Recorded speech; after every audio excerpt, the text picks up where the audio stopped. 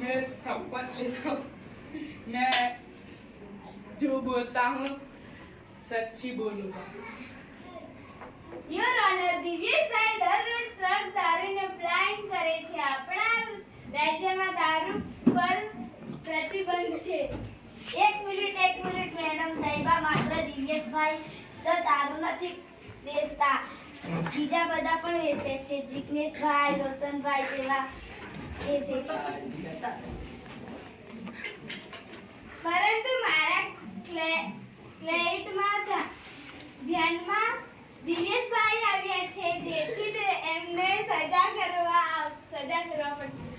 तू की मारो मैं केस लड़ाऊंगा।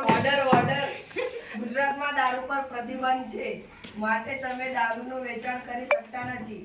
બધી દલીલોને સાંભળતા હાર્દિકભાઈની જીત થાય છે અને દિવ્યેશભાઈને 2 લાખનો દંડ ફટકારવામાં આવે છે.